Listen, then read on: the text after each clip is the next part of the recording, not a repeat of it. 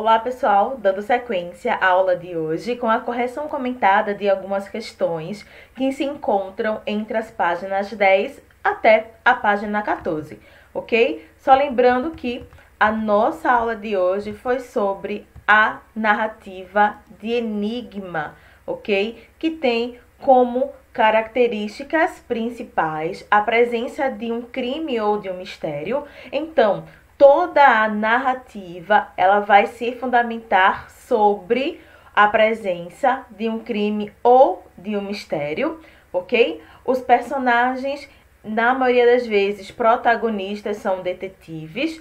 Há bastante o uso da lógica e vestígios do crime, ou seja, as pistas. Certo? Um conto de mistério ou narrativa de mistério tem como tema central um crime. Assim, o seu objetivo será a investigação e a resolução desse fato, contando sempre com um detetive para isso. E ao longo da história, o autor ele vai soltando pistas sobre o crime que ajudarão o detetive a encontrar o verdadeiro culpado, ok? Então, eu até citei para vocês a série da BBC de Sherlock Holmes e eu vou indicar também um filme na plataforma Netflix. Esse filme se chama Enola Holmes, que é a irmã de Sherlock Holmes. Então, é um filme para você assistir com a família. Aproveitem, desfrutem, porque é um filme muito bom. Eu já assisti aqui na minha casa e super indico para qualquer pessoa. Então, assiste, depois comenta comigo o que foi que você achou, ok? Então, temos aqui também outra foto de Enola Holmes. Ok, pessoal? Então, vamos à correção. Páginas 10 até a página 14. Vamos à primeira questão, ok? Os gêneros textuais apresentam, entre outros fatores, uma forma de composição mais ou menos estável, um público-alvo e um objetivo. De uma forma geral, qual é a finalidade das narrativas de enigma? Então, pessoal, a finalidade de uma narrativa de enigma é a de entreter o leitor por meio do suspense ligado à observação do que se desenrola no percurso da trama e ao desvendamento do que está escondido. Assim, as narrativas de enigma apresentam algo que cativa o leitor, a diversão e o desafio do jogo que se apresentam por meio de enigma, ok? Número 2. As narrativas apresentam 5 elementos fundamentais: enredo, personagem, tempo, espaço e, claro, um narrador, por se tratar, obviamente, de um texto narrativo. Além dessa estrutura básica, a narrativa de enigma tem 3 pilares: um detetive, uma vítima e um culpado. Indique a partir da narrativa lida quem são essas 3 figuras. Vocês lembram que eu falei na aula que, para vocês responderem a essas questões, se faz necessário a leitura do texto. Então, a partir de agora, vamos utilizar essa leitura, ok? Então, o detetive é Sherlock Holmes, a vítima é Victor Savage e o culpado é Culverton Smith, ok? Número 3. O crime é a grande motivação de uma narrativa de enigma. Nesse caso, o que foi investigado por Holmes e por que esse crime aconteceu. O crime investigado foi a morte de Victor Savage, ou Savage, sobrinho de Culverton Smith, o qual queria receber a herança que era destinada a Victor. Olha aqui. Número 4. No início da história, quem você considerou que seria o culpado pelo crime? No decorrer da leitura, você mudou de ideia? Caso tenha mudado, o que fez para pensar em outra possibilidade de criminoso? Então, essa resposta ela é pessoal, ok? Então, vamos agora à quinta questão. Leia atentamente as frases abaixo e coloque-as em ordem cronológica de ocorrência de acordo com o enredo de Sherlock Holmes à beira da morte. Então, qual é a primeira opção? Número 5. Smith vai à casa de Holmes e expõe a verdade sobre a história de Victor. Watson vai até a casa de Smith e solicita ajuda. Número 3. A de cima. Número 5. Holmes ficou doente e a senhora Hudson pediu a ajuda de Watson para socorrer o detetive. Número 1. Watson chega à casa de Holmes antes do fazendeiro e esconde-se no quarto de Holmes, número 4. O inspetor Morton, ao identificar o momento oportuno, entra no quarto de Holmes e prende o culpado pelo crime, número 6, sobrando então o número 2. Watson não acredita que Holmes não queria sua ajuda. Mesmo assim, atende ao pedido do amigo de buscar um especialista para a doença adquirida. Então, qual é a sequência, pessoal? A sequência da ordem cronológica, de acordo com a questão de número 5. 5, 3, 1, 4, 6 e 2. Ok? Podemos prosseguir? Número 6. Quando se trata de desvendar algum crime, nós precisamos estar atentos a vários elementos, dentre eles a caracterização das personagens. Holmes, ele fica com uma aparência bastante debilitada. Como ele conseguiu ficar com o aspecto de um enfermo, mesmo sem estar realmente doente? E aí, pessoal?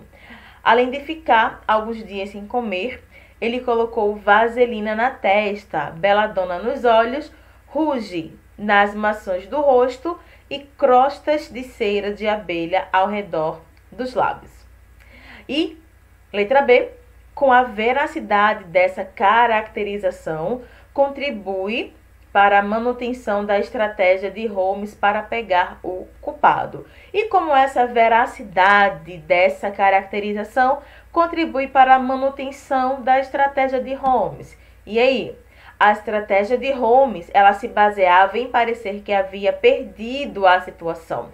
Assim, parecer doente garantia que Smith se convencesse de que o seu plano em enviar a caixa de marfim para infectar o detetive havia dado certo.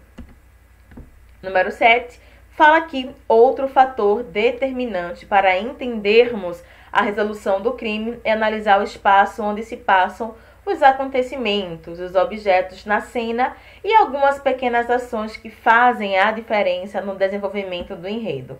Então vamos lá, releia o tópico detalhes importantes presente no panorama investigativo na página 7 e preencha o quadro a seguir, explicando qual a importância de cada um dos itens indicados. Vamos lá.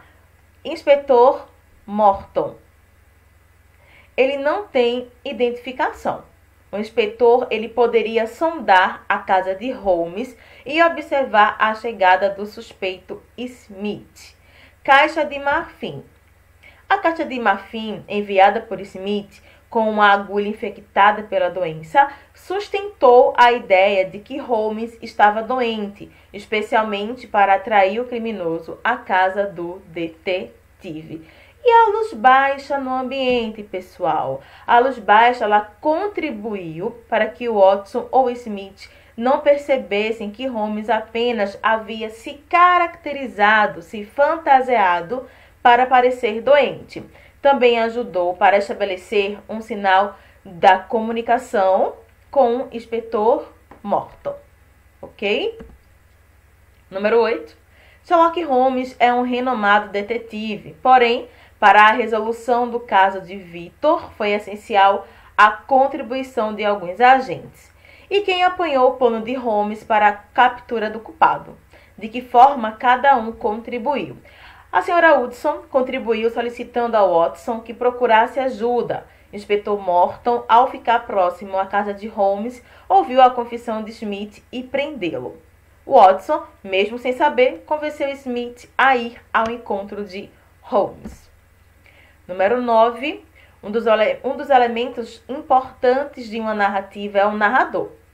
Ok? Lembrando que o narrador, ele pode ser narrador personagem, narrador observador e também pode ser o narrador onisciente. Ok? O ponto de vista de onde se narra uma história deve estar relacionado ao conflito. Leia o fragmento presente no início do conto Sherlock Holmes à beira da morte. Vamos lá na leitura.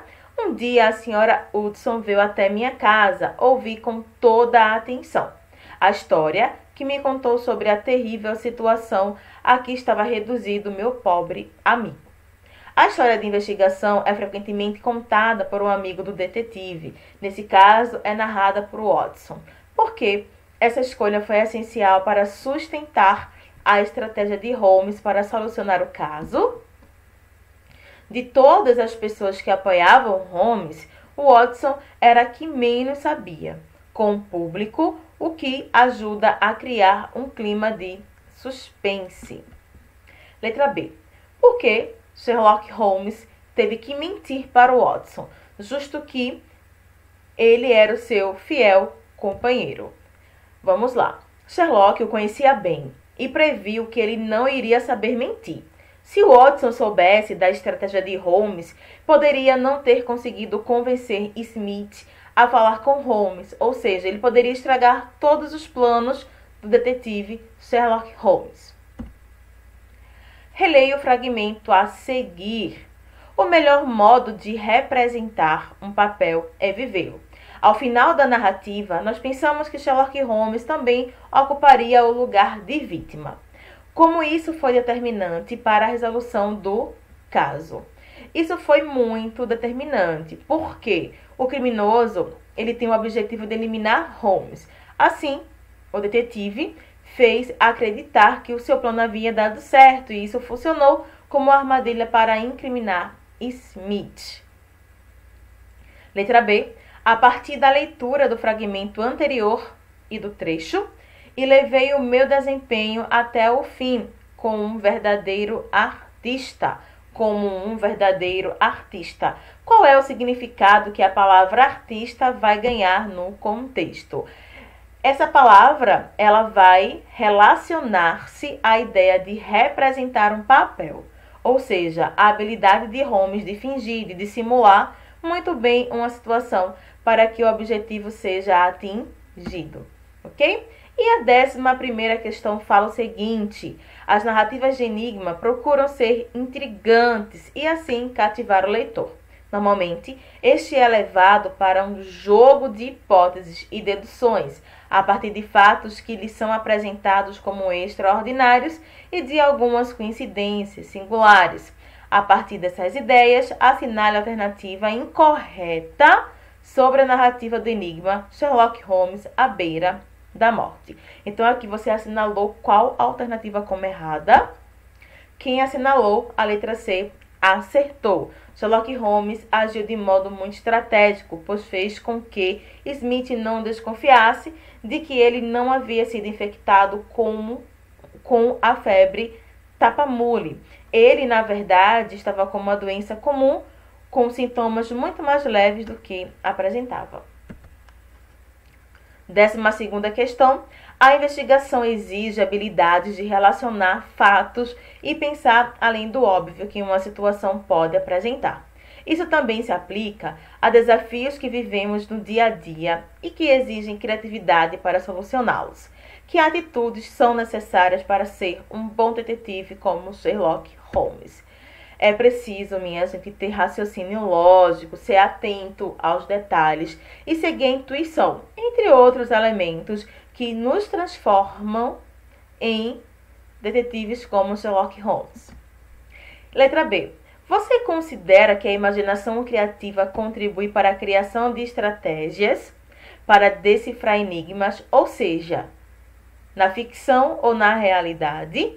Explique. Essa resposta ela é pessoal, meus amores, mas eu quero que vocês entendam que a imaginação criativa é uma habilidade que estimula a criação de diferentes e interessantes formas de pensar e de realizar coisas, ok? Por meio da imaginação criativa, podemos transformar a visão que tínhamos sobre um fato ou acontecimentos, porque nos permitimos pensar neles com outro olhar, certo? Então, com criatividade, você pode explorar e aprender a fazer as coisas de maneiras novas e originais, ok?